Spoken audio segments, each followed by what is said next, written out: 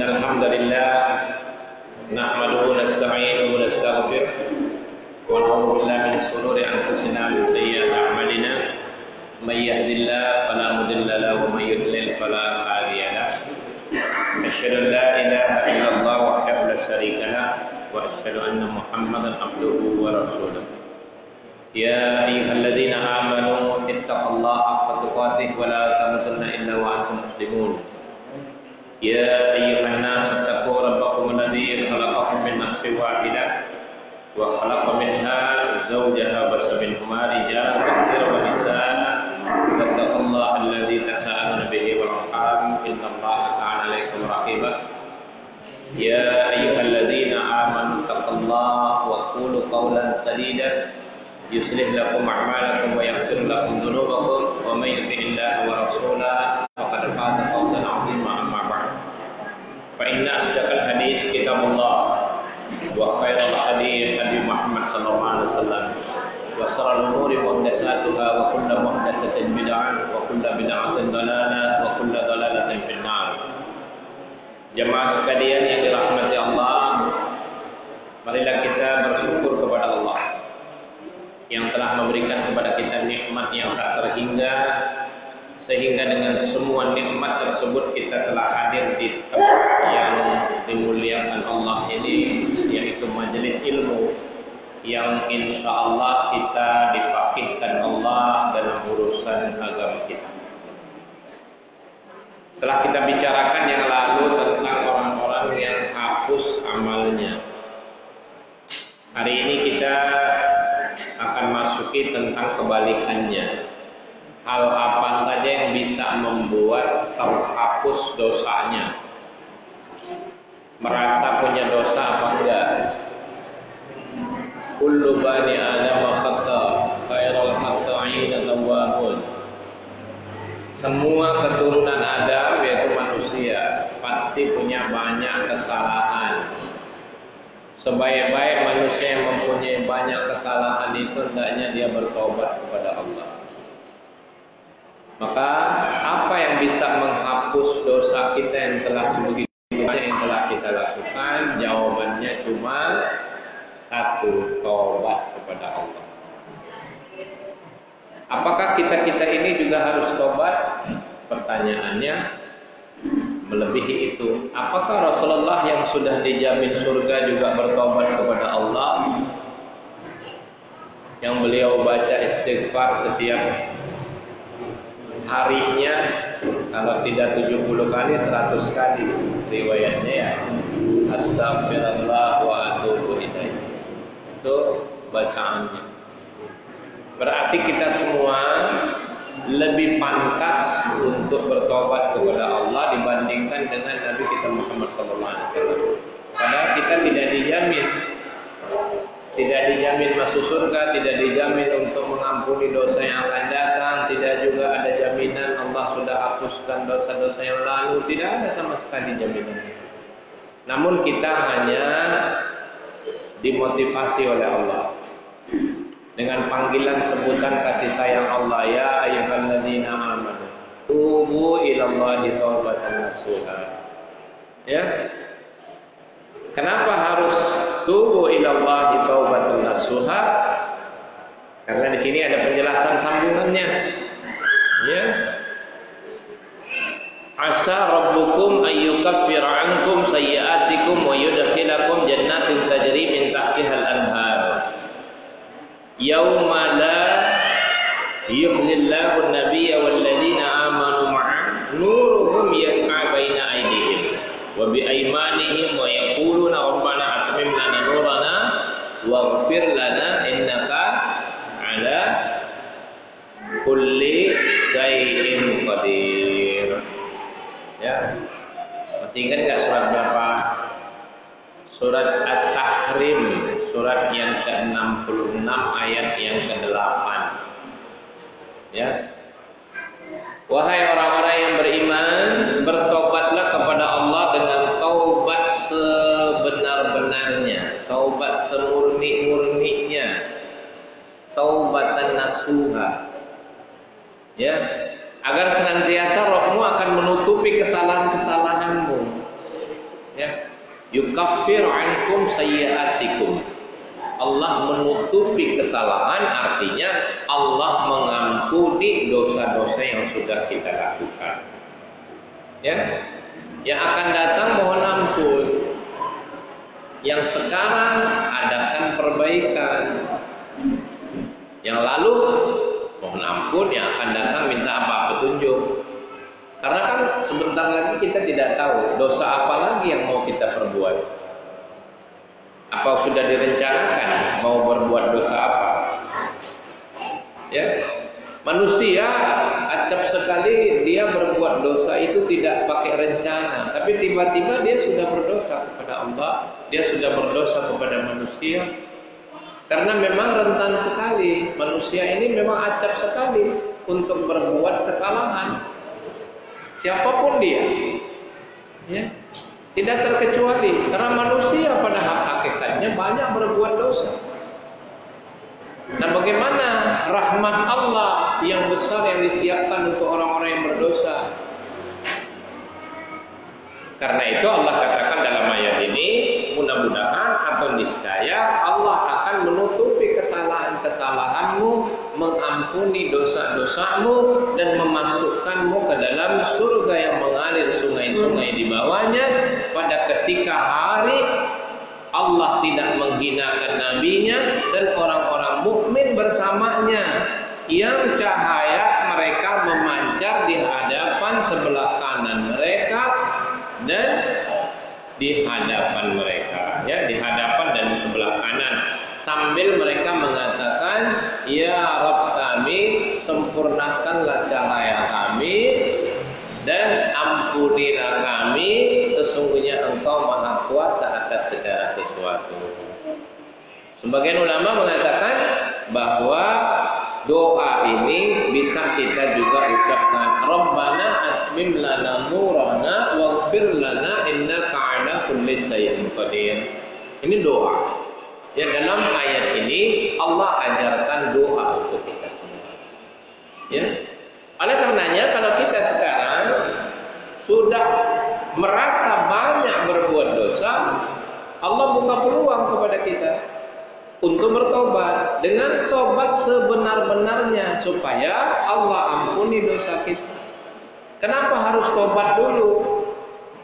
Karena kalau kita tidak bertobat kepada Allah, berarti tidak ada rahmat Allah. Kalau tidak ada rahmat Allah, berarti tidak ada surganya Allah.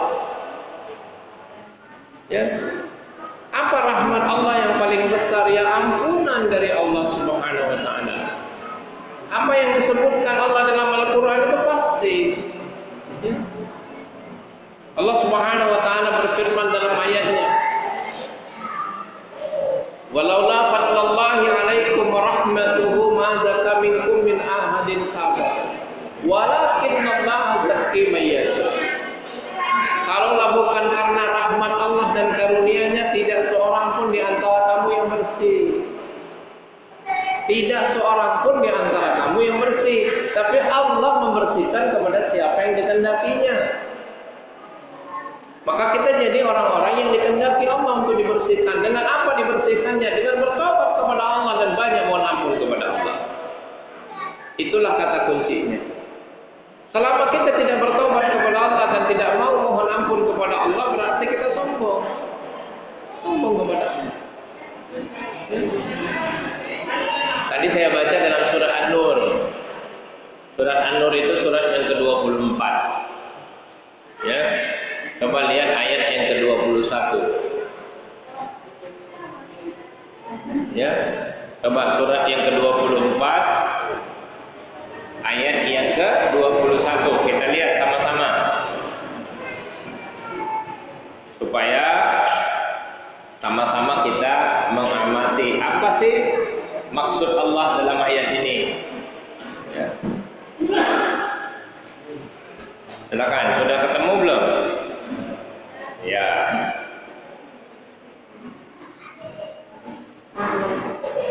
Coba. Yang dipanggil apa? Ya ayyuhalladzina amanu la tattabi'u khutuwatis syaitan.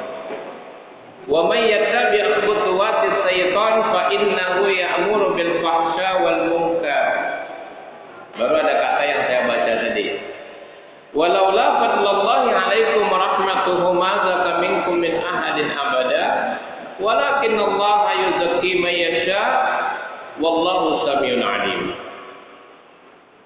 Sudah 2 kali kita dipanggil. Ya ayyuhalladzina amanu. Tadi apa? Taubatan nasuha.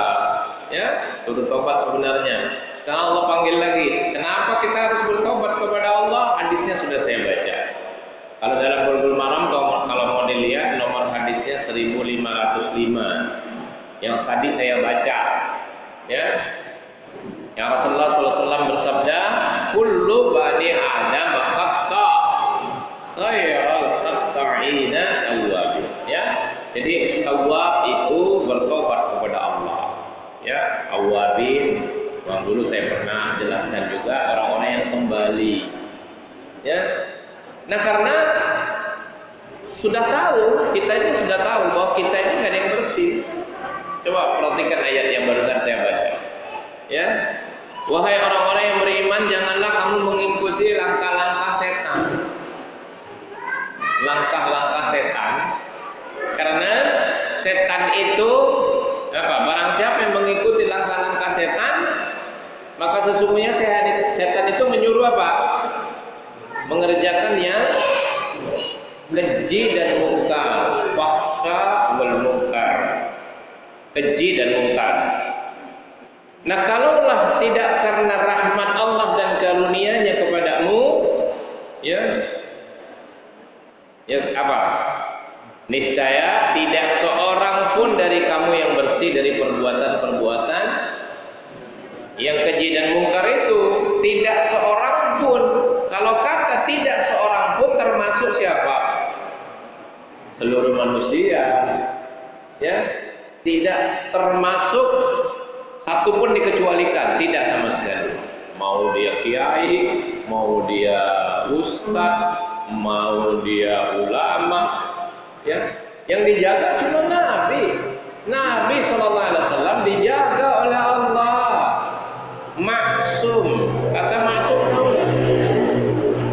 ya, maksum itu terjaga, dijaga oleh Allah. Ketika Rasulullah SAW ingin melakukan sesuatu sebagai manusia biasa, Allah cegah. Karena apa? Rasulullah SAW diciptakan Allah untuk menjadi contoh. Bagaimana kalau yang kita contoh berbuat kesalahan? Tentu nanti yang salah dicontoh. Oleh karena itu, yang maksum itu cuma Rasulullah SAW. Karena Rasulullah SAW inilah yang menjadi contoh untuk kita. Laqad kana lakum fi Rasulillahi uswatun hasanah liman kana yarjullaha wal yawmal akhir wa dzakarallaha katsira. Ya, jadi yang jadiin contoh siapa? Bukan ustadznya.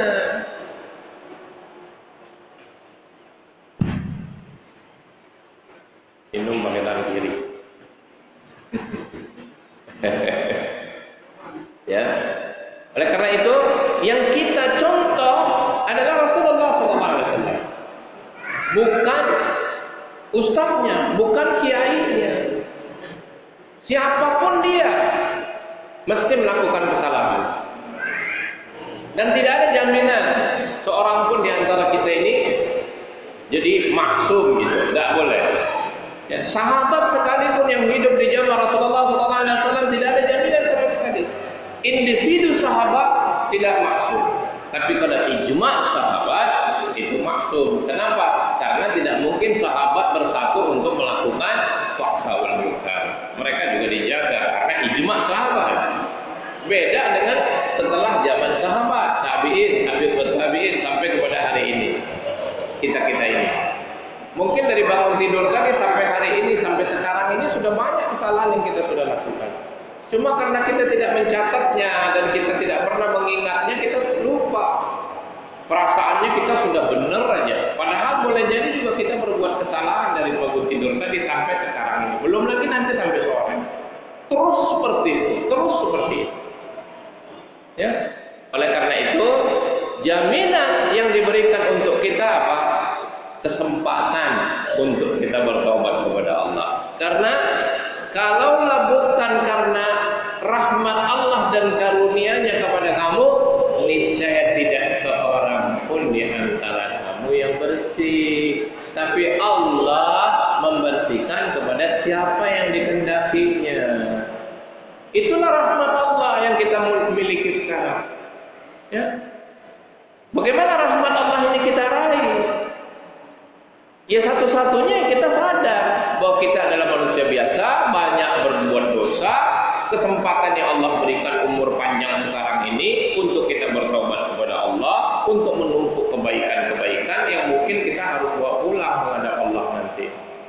Bisakah kebaikan kita menutupi kesalahan? Ya tergantung.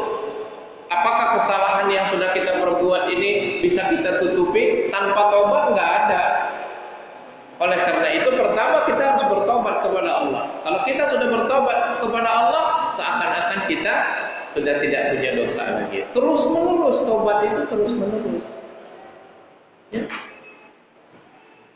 Nah, ketika orang-orang yang sudah terlanjur berbuat dosa yang banyak, kadangkala setan datang membisikkannya, "Oh, kamu sudah terlalu banyak dosanya. Ya, sepertinya kamu ini sudah susah, nggak diampunin," gitu ya. Akhirnya dia putus asa. Untuk itulah Allah Subhanahu wa taala menurunkan ayat selanjutnya dalam surah Az-Zumar ayat yang ke-53, "Qul ya ibadiyalladzina asrafu ala anfusihim la taqnatu min rahmatillah innallaha yaghfiru dzunuba jami'an innahu huwal ghafurur rahim." Ya, surat yang ke-39 ayat yang ke-53. Allah suruh ngomong sama kita semua ini. Ya, termasuk kita semua yang sudah melampaui batas. Dosanya udah kebangetan. Kalau kata orang Betawi begitu ya. Ya Ustaz ya. Dosanya udah kebangetan. Sudah keterlaluan. Berlebih-lebihan, israf. Ya. Asrafu, yang sudah berlebih-lebihan kata Allah. Dalam segala hal kita sudah berlebih-lebihan. Qul ya ibadiyalladzina asrafu ala anfusihim, yang sudah berlebih-lebihan kebangetan dosanya pada diri sendiri. La taqnatu min rahmatillah, janganlah berputus asa dari rahmat Allah. Ya, nyambung enggak dengan ayat tadi? Walaula fadlullahi alaikum rahmatuh. Ya, kalaulah bukan karena rahmat Allah dan karunia-Nya, tidak seorang pun. Yang rahmat Allah apa? Tidak berputus asa dari rahmat Allah. Tidak berputus asa dari rahmat Allah. Rahmat Allah ini dikaitkan dengan ampunan Allah. Ya. Innallaha yaghfiru dzunuba jami'a. Oh. Innallaha ghafurur rahim, ya. Karena sesungguhnya Allah mengampuni semua dosa-dosa, semua dosa, tidak terkecuali. Semua dosa Allah ampuni, karena Allah Maha Pengampun. Ya, sampai-sampai digambarkan apabila seorang bertobat kepada Allah, Allah lebih senang untuk menerima taubat hambanya lebih daripada seseorang yang sudah kehilangan barangnya atau hewan tunggangan beserta isinya di hutan, tiba-tiba ada di hadapannya. Gimana kira-kira senang? Umpama antum punya mobil sekarang, mobilnya isinya semua padat, tiba-tiba hilang. Ya, tahu-tahu ada di hadapan anda sekalian. Mobil yang anda kehilangan tadi tahu-tahu ada di hadapannya. Bagaimana senangnya? Itu gambaran yang diberikan Allah Subhanahu wa taala. Apabila seseorang mendekati Allah sejengkal, maka Allah akan mendekatinya dengan sehasta. Sejengkal segini, sehasta segini ya. Apabila mereka mendekatinya dengan sehasta, maka Allah akan mendekati sedepan. Apabila seorang mendekati Allah dengan berjalan, maka Allah akan mendekatinya dengan berlari. Ini semua perumpamaan. Sebuah perumpamaan yang Allah berikan kepada kita. Sebegitu senangnya Allah ketika kita bertobat kepada Allah. Karena ukurannya nggak ada manusia yang tidak berdosa. Semua kita berdosa kepada Allah. Supaya dosa kita diampuni oleh Allah, bertobat dengan tobat yang benar. Dengan syarat-syarat tobat. Menyesali perbuatan, ya. Kemudian berjanji tidak mengulang, dan hijrah apabila memang lingkungan sudah tidak bisa diharapkan. Bergaulnya harus dipilih. Yang tadinya bergaul dengan orang rusak, sekarang bergaul dengan orang soleh. Pergaulan itu bahaya. Lingkungan itu bisa mempengaruhi jiwa kita. Coba kalau setiap hari bergaul dengan orang-orang rusak, mesti ketularan rusaknya. Ya, berkumpul dengan apa? Yang diibaratkan oleh Rasulullah SAW. Apabila kita berkumpul dengan orang-orang yang jual minyak wangi, ya, kalaupun kita nggak beli minyak wanginya, udah nyoba-nyoba wanginya, udah kedapatan nggak? Hah? Coba kalau kita berteman dengan pandai besi, yang tiap hari itu membakar, ya pandai besi susah dicari, tukang sate aja lah. Ya, coba antum sekalian berkumpul dengan orang yang jualan sate, pulang bawa sate kak? Jangan kata berkumpul, beli sate aja pulang bawa sate. Bener nggak? Ya bener lah, orang hadisnya nggak mungkin salah kok. Ya. Pertama, Rasulullah SAW bersabda dalam Bukhari Muslim halaman 153 yang tadi saya baca pertama. Kedua, Bukhari Muslim dalam halaman 130. Coba antum baca sekalian. Yang keras bacanya, biar kedengaran. Ya. Buatlah Allah senang dengan bertobat kepada kita. Ya. Karena Allah senang, suka, cinta kepada orang-orang yang berdosa dan bertobat kepada Allah. Ya.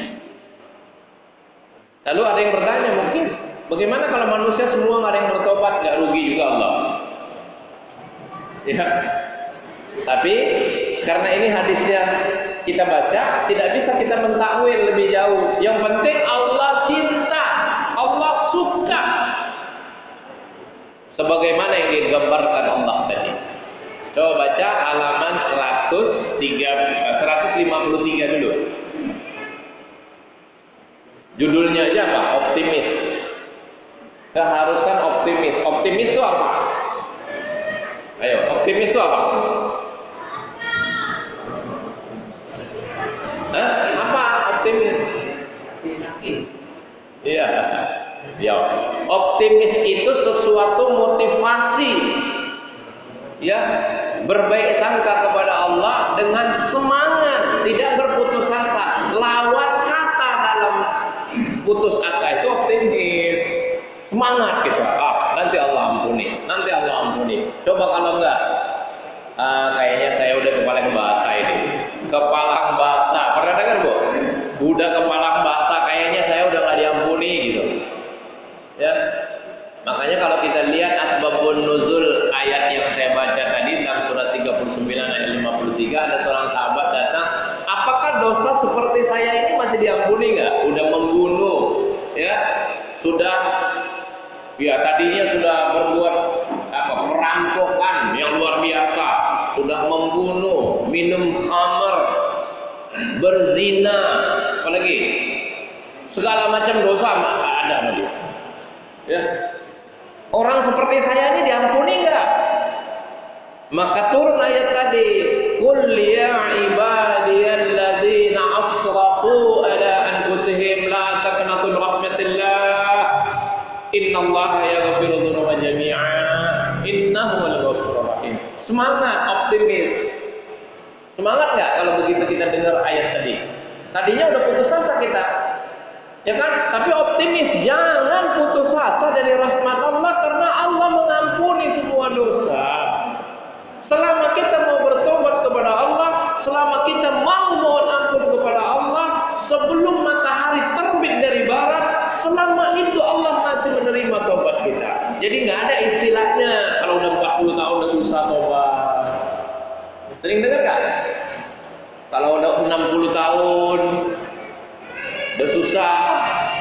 Artinya apa?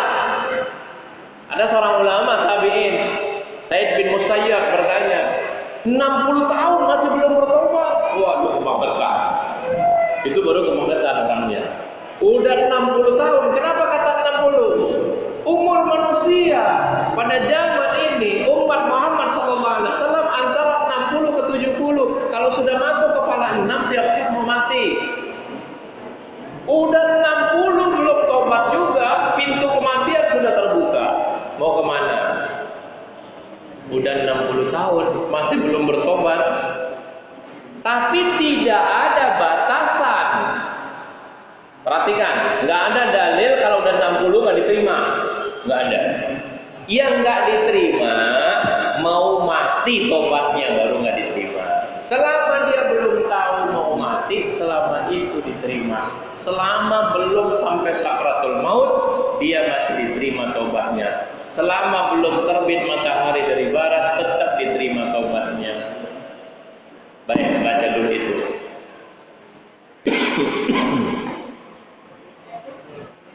Ayo Ustaz, baca. Siapa? Ya.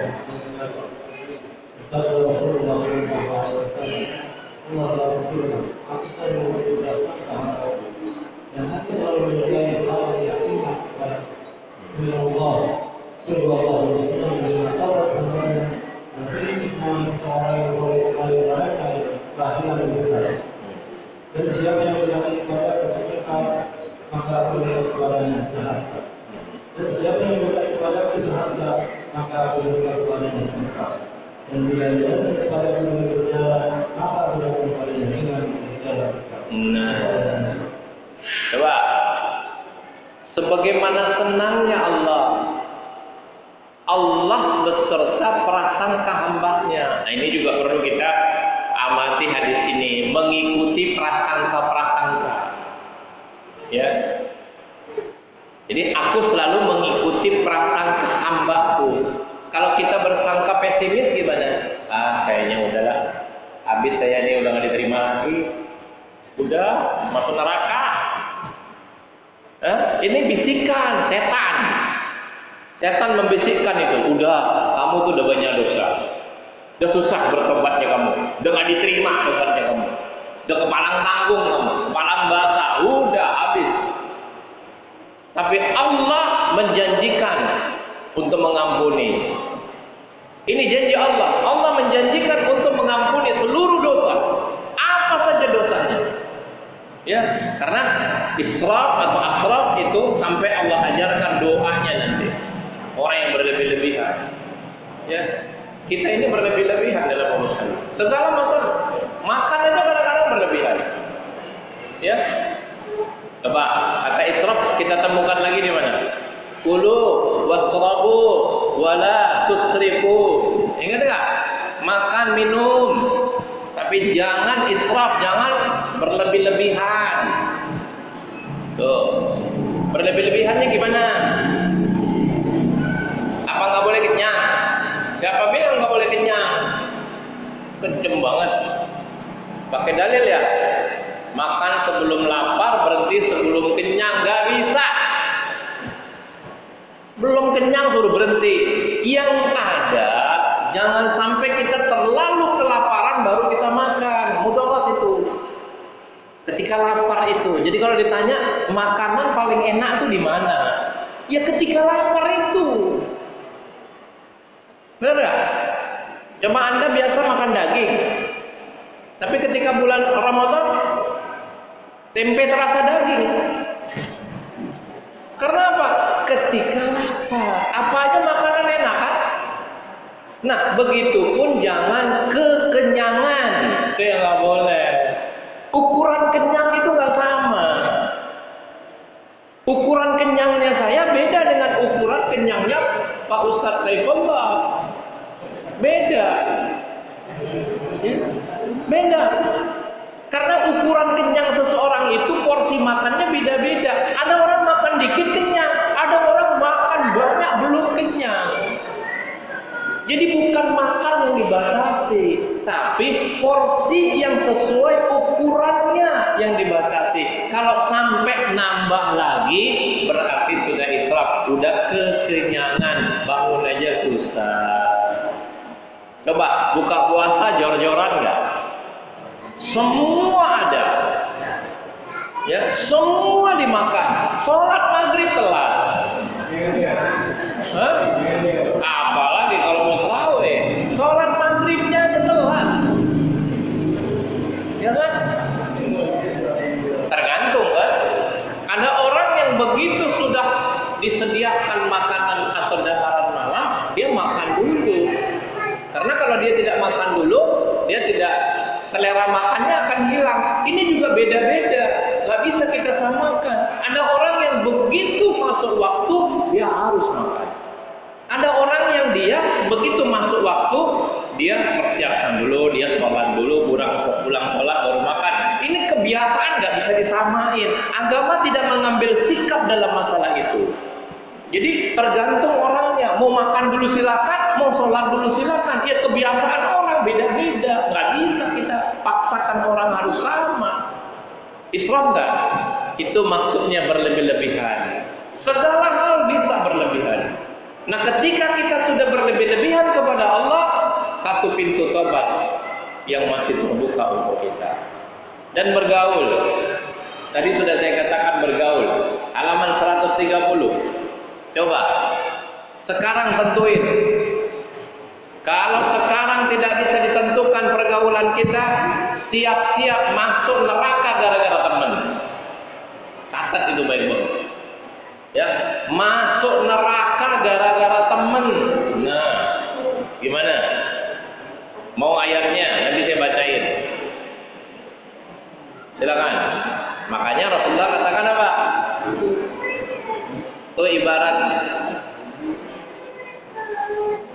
Ayo bantu dibaca halaman 130.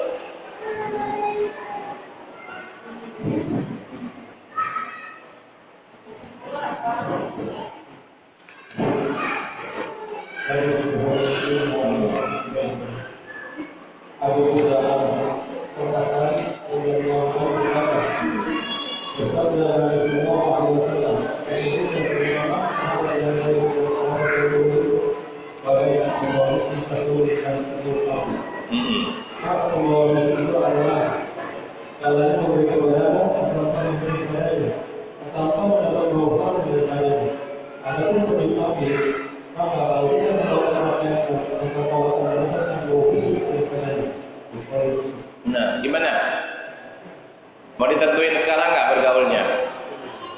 Mau masuk surga gara-gara teman, apa mau masuk surga gara-gara teman, atau mau masuk neraka?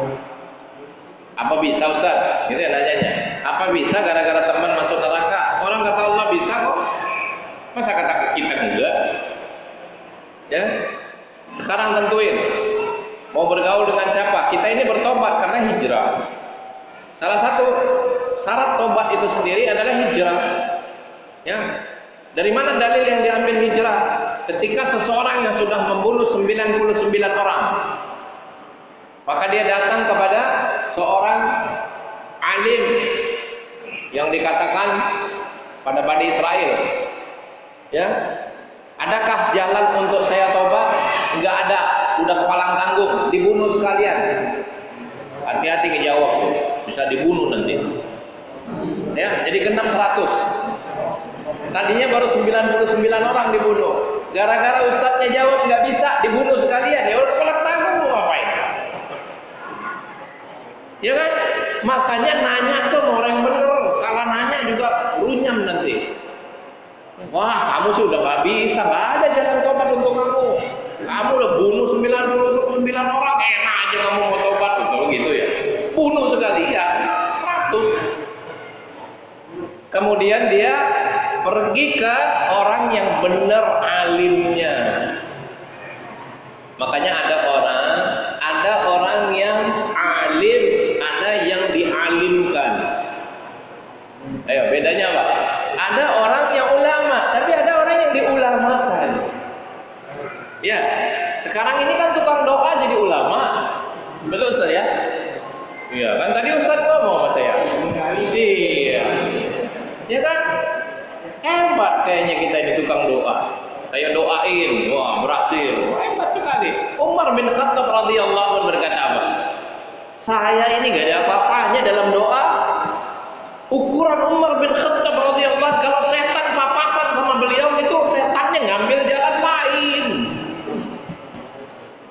Tauhidnya sebegitu dahsyat itu. Beliau aja ketika punya doa beliau katakan gak ada apa-apanya. Cuma aku sering berdoa. Karena kalau sering berdoa, sering mengetuk pintu. Pintu apa? Pintu langit itu yang kita ketuk. Lama-kelamaan dibuka gak? Bukan.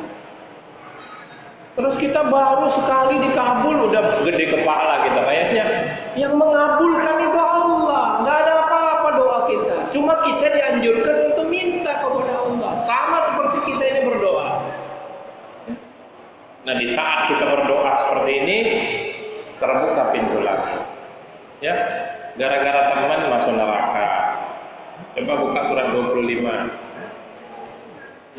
Ya, surat 25 itu surat Al-Furqan. Siapa bilang gara-gara teman nggak bisa masuk neraka? Ayatnya 27 sampai 29. Ya. Kita baca. A'udzubillahi minasyaitonir rajim. Wa yauma ya'udzu dzalimu 'ala yadayhi yaqulu ya laitani ittakhadhu ma'ar rasuli sabila. Ya. Coba sambil yang lain sambil dibuka. Ya laitani, ya laitana. Ya. Ya wailata laitani lam attakhidhu fulanan khalila. Di sini Allah katakan fulan. Sering dengar fulan nggak? Kata ganti untuk orang yang tak dikenal, gantinya apa? Fulan atau fulana. Ya, si fulan kemana ya? Sering nanya nggak? Bapak nggak tahu namanya, tapi kenal orangnya. Si fulan itu kemana ya? Si fulan siapa? Gitu ya. Kemudian laqad adallani an dzikri ba'da idz ja'ani wa kana syaitanu lil insani khadula. Coba artinya. Dan ingat hari ketika itu orang-orang zalim menggigit dua tangannya. Apa arti menggigit dua tangannya? Karena penyesalan. Ya. Seraya berkata, aduhai kiranya dulu aku mengambil jalan bersama-sama Rasul. Aduhai kiranya dulu saya bergaul dengan Ustaz Saifullah, gitu ya, kira-kira gitu ya. Nyesel nanti. Kenapa saya nggak bergaul sama Pak Ustaz Saifullah dulu? Ya. Kalau dulu Rasulullah SAW, kalau sekarang orang-orang soleh. Kecelakaan besar bagiku. Kiranya aku dulu tidak mengambil atau menjadikan si fulan adalah teman akrabku. Ya, sekedar teman boleh. Kalau sudah qarib gimana? Teman akrab. Teman akrab ini bisa berpengaruh besar. Ya. Kalau sudah semakin dekat, semakin akrab, lama-kelamaan temannya ngajak kemana? Ayo ke pinggir laut, mau ngapain? Ya maksud saya ke pinggir laut Ancol sana. Kalau pinggir laut di sini aman, insya Allah. Kalau sudah di pinggir laut Ancol sana, maksiat. Ya, Pak Ustadz tahu. Iya, ya gitu. Pak Ustadz tahu sih. Katanya sih, katanya. Ya. Ya, tidak rahasia, semua orang udah tahu, ya kan? Nah ketika itu kita nggak enak mau nolak, ayo, nggak enak nggak? Sudah sampai di situ, oh ternyata menarik juga sering-sering kesini ya, yes. Ya ternyata enak bergaul sama dia, kenapa? Terbuai dunia loh. Ketika kita sudah terbuai sama dia, lupa kita. lupa kepada tujuan awal.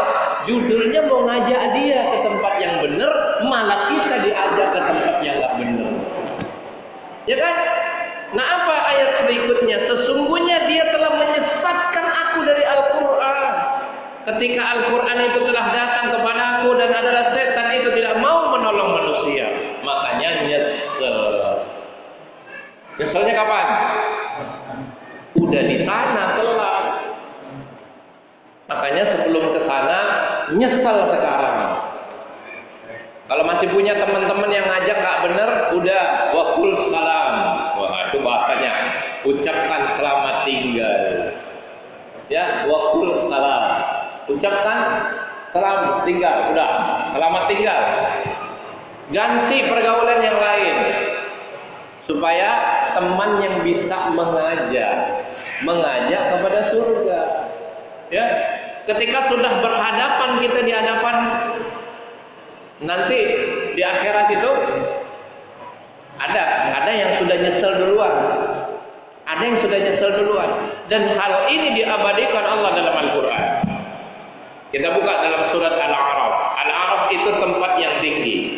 Nah, ini yang merubah nama surat. Al-A'raf itu ayat ini merubah nama Al-A'raf.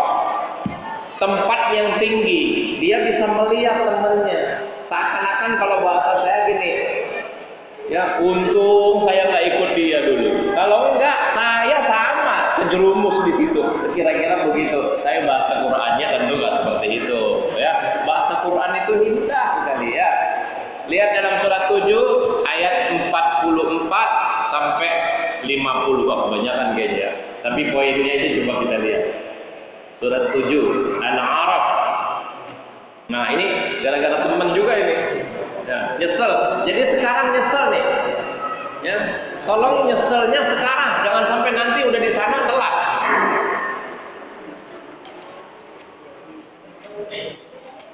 Silakan Ustaz, sambung. Dari ayat 44-nya. Ya.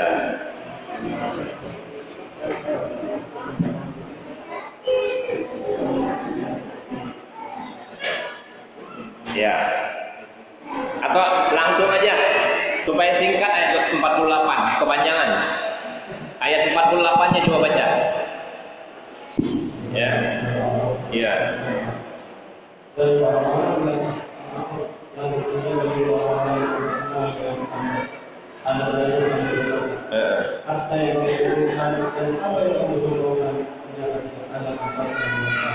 Ya, terus 49.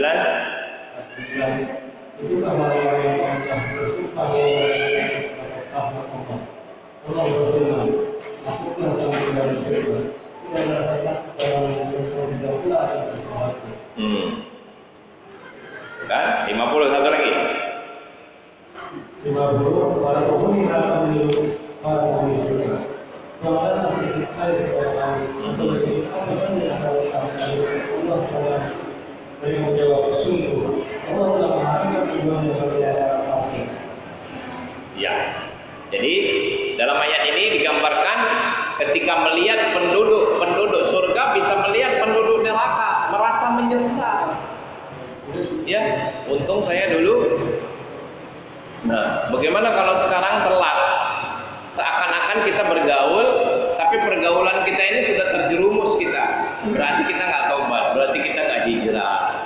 Oleh karena itu, syaratnya di samping hijrah tadi, yang tadi kisah orang yang sudah membunuh 100 orang, di situ ada kalimat, pergilah kau ke tempat orang-orang yang berbuat kebaikan. Ya, dalam perjalanan mati. Ya. Nah, dalam kisah itu dua malaikat sedang memperebutkan jasad dan ruhnya tadi. Ini ahli surga atau ahli neraka. Maka diutuslah yang ketiga untuk mengukur jarak dari dia berangkat tempat kehijrah itu atau lebih dekat tempat dia menuju ke tempat tobat itu. Ternyata hanya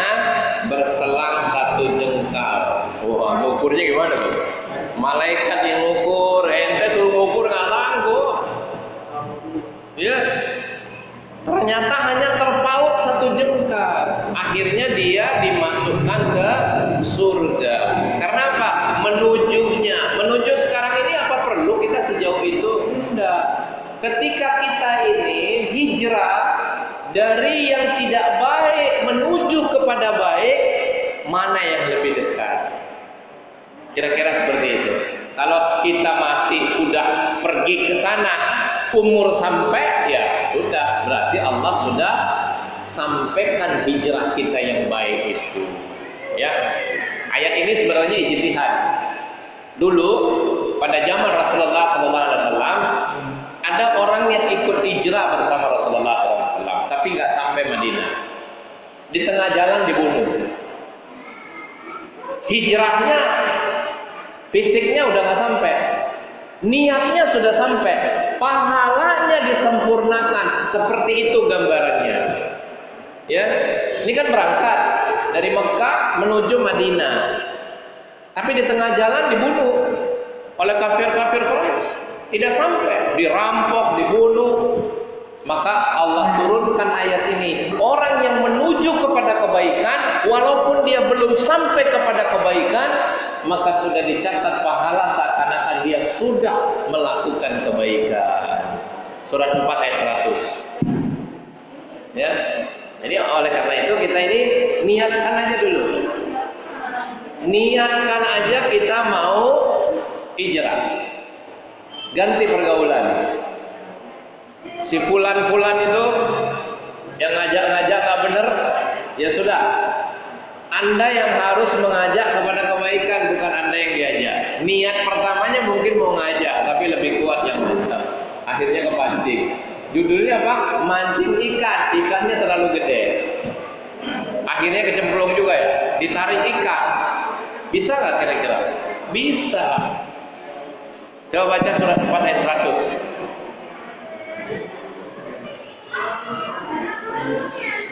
An-Nisa ayat 100. Dan pada siapa berhijrah di jalan Allah, niscaya mereka akan mendapatkan di bumi ini tempat hijrah yang luas, luas dan rezeki yang banyak. Barang siapa keluar dari rumahnya dengan maksud berhijrah karena Allah dan Rasulnya, kemudian penantian menimpanya sebelum sampai ke tempat yang dituju, maka sungguh pahalanya telah ditetapkan di sisi Allah. Dan Allah Maha Penyayang, Maha Penyayang.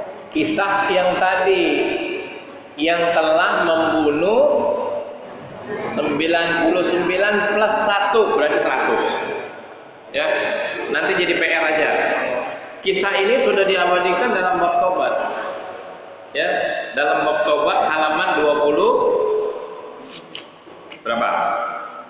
Coba lihat. Kisah yang sudah membunuh 99 orang plus 1. Gitu.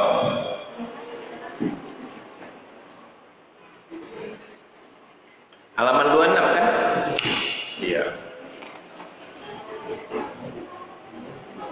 27-nya coba. Siapa mau baca? Gak apa-apa. Tadi sudah kita ucapkan, tapi apa salahnya kita baca ya? Ayo Ustaz, pakai mic. Yang lain dengerin. Ibu-ibu juga pengen denger. Iya. Iya. Bersabda Nabi Muhammad SAW, pernah terjadi dalam Dia juga mencoba supaya aku mencari sama Ali. Lalu menghubungkan kepada Yahya Muhammad, maka ia bertanya, sebelumnya saya berhubung dan jiwa. Apakah ada jalan bagi bertobat? Jawabnya tidak ada. Ketika itu mereka pun dibunuh. Sehingga berapa 100 orang yang telah dibunuh. Kemudian dia bertanya orang yang lainnya. Dan kita tadi juga dia mengatakan bahwa ia telah membunuh 100 orang. Apakah ada jalan bertobat? Dan jalan tidak ada. Dan siapa yang berkenan kepada bertobat? Begitu itu dan misalnya banyak orang taat kepada Allah. Maka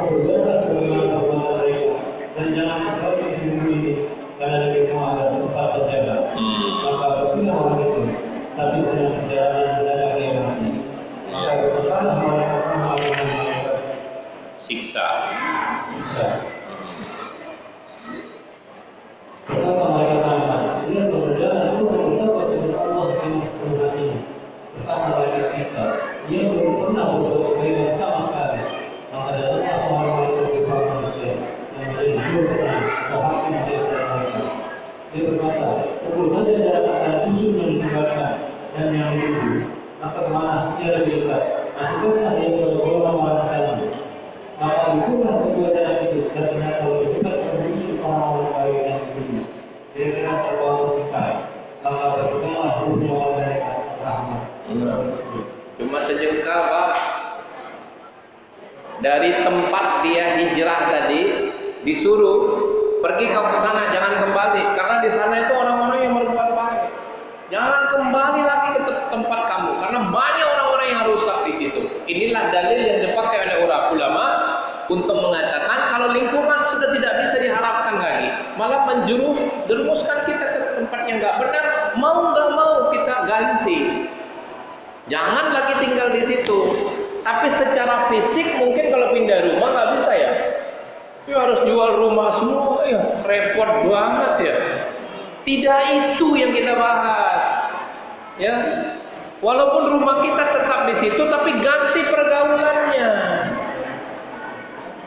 Ya, menuju kepada kebaikan. Dalam saat kita menuju kepada kebaikan dengan meninggalkan keburukan, mati sampai kematian. Mau diapain? Nggak sampai. Belum berbuat kebaikan apa-apa. Tapi Allah sudah catat pahala seperti orang yang sudah berbuat baik, dan buktinya hanya terbeda satu jengkal dia pun masuk ke dalam surganya Allah. Ya. Nah, syaratnya sekarang sedikit lagi. Baru tanya jawab. Ya. Ada 3 syarat yang mesti. Yang tadi hadisnya sudah kita baca. Ya, menyesal. Ketika kita menyesal ini tandanya tobat. Kalau nggak ada penyesalan berarti tidak ada tanda tobat. Terus kita berazam hati. Berazam hati ini bukan nazar, nggak boleh. Ya, tapi berkeinginan keras untuk tidak mengulangi. Kalau nazar nggak boleh. Ya, kalau sampai ada yang berani nazar, saya tidak akan, saya janji kepada Allah, itu nazar, nggak boleh. Ya, tapi kita ini berusaha berazam